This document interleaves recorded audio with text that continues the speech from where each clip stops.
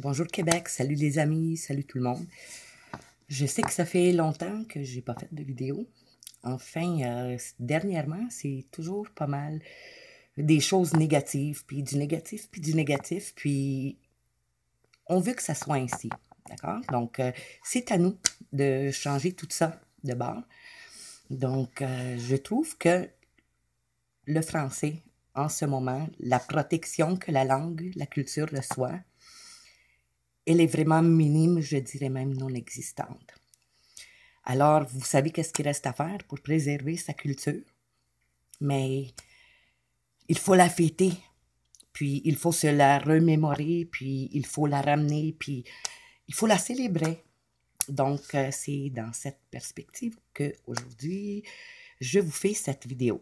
En fait, moi, quand je suis arrivée au Canada, on m'a dit que la façon la plus facile d'apprendre une langue, à la parler et à l'écrire en même temps, c'est de lire. Donc, il y a eu un moment où je lisais un livre par jour. Donc, je crois que c'est un petit peu à cause de ça que mon orthographe en français est devenue quasi impeccable, si on veut. Et il y a également la littérature, parce que c'est à travers la littérature québécoise qu'on apprend vraiment l'histoire, puis vraiment qu'est-ce qu'il y en était.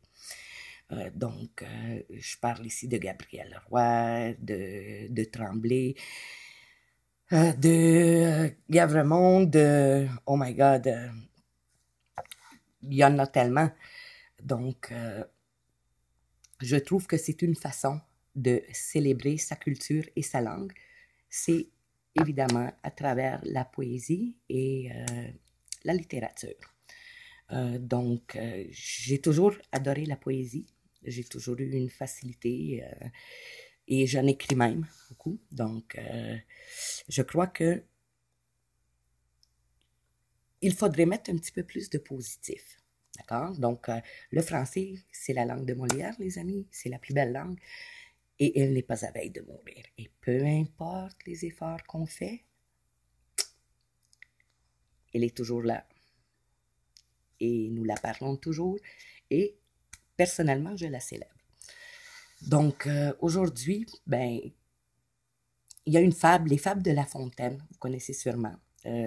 La cigale et la fourmi, c'est une des plus connues. En fait, moi, ma préférée, c'est le loup et l'agneau.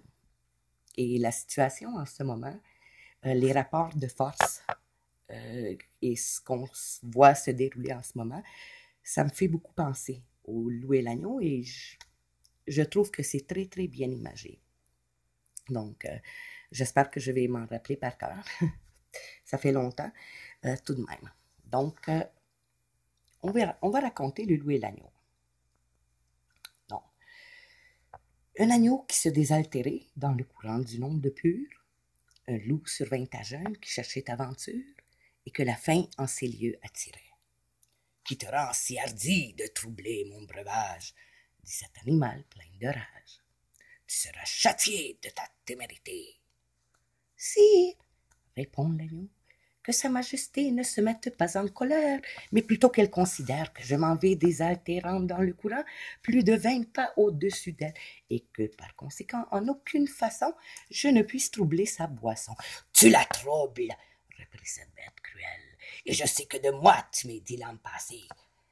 Comment l'aurais-je faite si je n'étais pas né? Si ce n'est toi, c'est donc ton frère. Je n'en ai point. C'est quelqu'un des tiens, car on me l'a dit. Il faut que je me venge. Et là-dessus, le loup l'emporte dans le fin fond de la forêt et mange l'agneau sans autre forme de procès.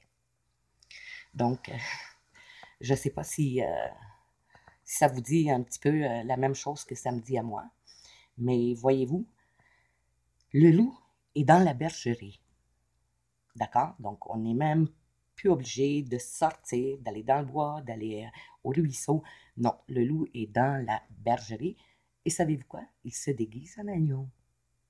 Donc, il s'agit de simplement pas être des moutons. Et comme j'ai dit, le français, c'est la langue de Molière et il y a tellement de façons imagées d'expliquer une situation, je crois que c'est une des langues qui est unique comme ça.